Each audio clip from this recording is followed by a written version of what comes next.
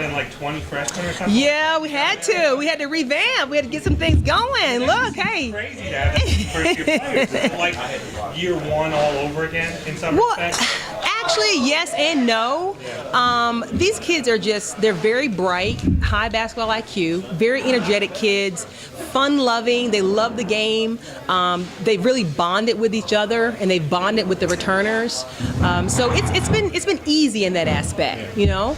And they're like sponges. They absorb everything. They want to be good. They work on their game, you know, outside of practice. I was mentioning to Roy on the radio. I came in one day and I thought individuals were up in the annex, and I go in there and I see 3 kids and they're working out, and I'm going, where are the coaches? What's going on? And they're like, oh no, the individuals on the main floor. We're just working on what we just learned. Yeah. And so that's so refreshing for me with having young kids like that are willing to work and go the extra mile and work outside of practice to get better. Is it with so many young people? You're obviously going to have to rely on a lot of them this year. Is that going to be a little bit of a challenge in the ACC? Well, I feel like once these young the newbies, as I call them, once they get those non-conference games underneath their belt and they get comfortable, and we establish our starting 5, which we haven't yet, and we establish our rotation, in terms of who kids that are going to be rotating in. I think there'll be some comfortability. I think they'll be fine. I think once that adjustment period sets in, I think they'll be fine. Also, I'll be relying heavily on the returners to talk to them and prep them and get them ready, for the rigors of the ACC, for the competitiveness, for the physicalness, and we'll be doing a lot of things in practice, to help prepare them for that as well. And our non-conference schedule will help us. We're playing some tough teams when we go down to the Virgin Islands. That'll be a really tough test for us. 3 back-to-back games, and I like playing tournaments like that because that gives us, somewhat of a semblance of what the ACC tournament's like. When you have to go and you have to play games back-to-back in order to get to that, semifinal and then on to that championship game. With so many new freshmen, is it a little bit of a sigh of relief that with the select returners you have coming back, you've got the senior point guard and a star like Dixon? That's got to be a little bit of a relief. It is a major relief, especially in that point guard position, because the point guard, they're the leader of the team. They're the extension of me. So that's huge to have a returning point guard with as much experience as Chelsea Lindsay, and she came on really strong for us and improved tremendously last year. And then of course with Nikki and her scoring ability, that's major. What's going to happen this year with the newbies? We have some kids that are really good scorers, and they're going to be able to take some pressure off of Nikki. So I think what's going to happen is, because we'll have a really good rotation, we'll have other kids that can shoot the 3 as well as attack the basket. That'll take some pressure off Nikki. People forget about her, and she'll have an even better year this season, because a lot of teams will forget about her, and she'll get even better shots, easier shots, things of that nature. You said at this time last year that you wanted to have a team that would fight an entire game, right? No matter what the score was. Mm-hmm. Do you feel like you accomplished that and kind of set that as the baseline for the program? I do. I mean, there were some games last year where we continued to compete to the very end, and we had, for example, our home game against NC State. We took NC State into overtime. They played their hearts out in that game, and I thought we had it. But I think fatigue was a factor. I feel like once you get into you work so hard and you get into overtime, then that you just emotionally drain. It's more emotional fatigue than it is physical fatigue. And so we had some games where they continue to compete. We go to Notre Dame. Halftime, it's a 4-point, they have a 4-point lead. I remember walking through the tunnel to go to the locker room, and I hear the ushers and some of the fans going, oh my gosh, what's going on? I mean, we're only down, we're only up 4. So there are games that we did a really good job. We competed in the first 8 minutes at Carolina. We played really hard, and we continued to play hard throughout the game. So we were able to establish and develop that, that mentality. And I think that carried us, through the season. We had a couple of miscues here and there, but overall, I believe that we set that precedent. What are you looking for from a leadership standpoint from your upperclassmen like Dixon, Chelsea Lindsay, or Jamison Myers? Well, the biggest thing I'm looking for with them is to basically be, really good role models, set the tone in practice every day, set the example in terms of work ethic, and kind of, pretty much show these newbies the way. Because those guys know me. They have a year underneath their belt with me in terms of my coaching style, in terms of my personality, and they can really help them in terms of their adjustment, to my style of coaching and to, collegiate basketball. Audra, I know you said you didn't have your starting 5 picked yet. Mm-hmm. Who among the newcomers do you plan on leaning the heaviest? Oh, that's a tough question. I mean, it's a really tough question. I mean, we have some.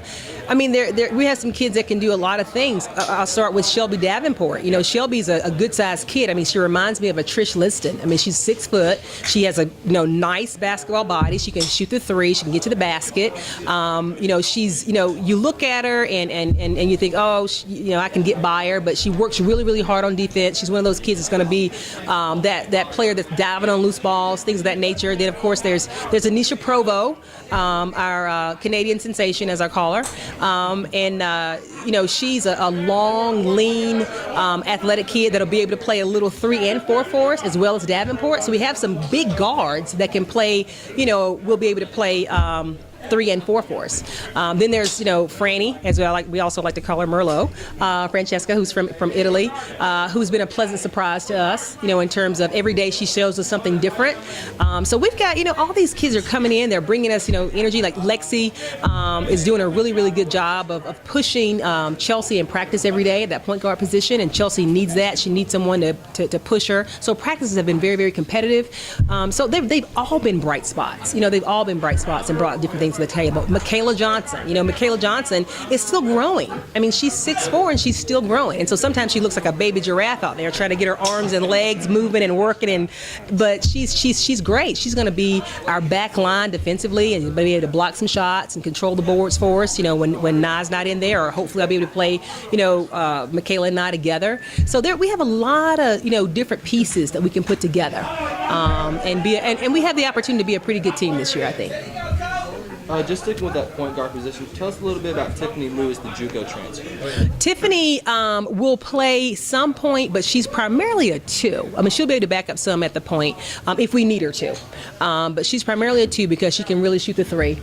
Now, she's a very, very high energy player. I mean, she's a good defender. She's quick. She can get to the basket, and she has that experience of at least having a year of junior college basketball underneath her belt. And she's not a typical junior college player. And when I say that, she decided to take the junior college route because she wasn't really excited about the looks and the offers that she received coming out of high school. So she felt like she needed a year to get better, get stronger, and it worked out to her advantage because she did. And she'll be a bright spot for us because she'll be able to play a couple of different positions for us as well. Brad just talked about the situation at Tyler Charleston. Facilitating both going there. Right. How do you walk that line pushing the players hard but not great? Right. Well, I think the biggest thing is this, and I think this is where a lot of coaches miss the boat. You have to make sure your players understand and know that you care about them more than about them as people first. You care about more about them as people than what they can do for you on the basketball court. And when they know that, then you can push them. You can get on them. You can get in their face. You can be, hard on them. But I think that the biggest thing is there has to be open lines of communication as well. You have to let them know why you're doing what you're doing, why you're being tough on them, and then you can't do it all the time. Sometimes you have to just back off, especially with a young team, like we have. There are days where, okay, I'm gonna just have to back off on them because it's a lot for them to take hold and to grasp right now. And I think sometimes with coaches, what happens is they get so caught up in winning, and they get so like, I gotta win, and they just lose it. And they go overboard with it. So I think the biggest thing, though, like as I said before, is you got to let these kids know that you care about them as people.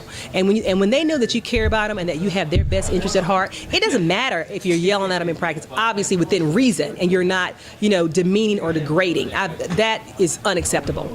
But if you're being tough one day and you're kind of getting on them about maybe not giving 100% effort or not going as hard as they need to go, then they're going to understand. They're not going to take it personal. They're not going to feel like, you don't care about them. That's the biggest thing. These kids need to know that you care about them. Do you have to assess on a player-by-player basis, like some players can handle it? Oh, definitely. In my years as a head coach, there have been numerous players where I've had to really tone it down because if I raise my voice or use any type of gestures, they shrink. They just go into a shell. And I don't get anything from them. And there are other players, if I'm not in their face and intense and getting after them, they're like, Coach, what's wrong? They need that. Some kids need that to get them going, and other kids need just, during a timeout, or, if you're subbing them out of the game, you got to put your arms around them. You got to talk to them like, hey, listen, this is what I need you to do.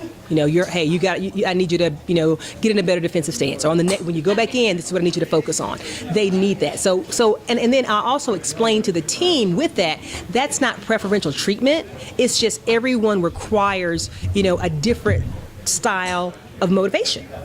And everyone's motivated differently. And once they understand that and they know that, and this team especially, they've done a really good job of bonding, and so they know their teammates, and they've been really good at pushing each other in practice as well. And so I already know the ones that I'll be able to get on to and be tough with, and the others that I'm going to have to kind of not coddle, but make sure that I'm not as aggressive.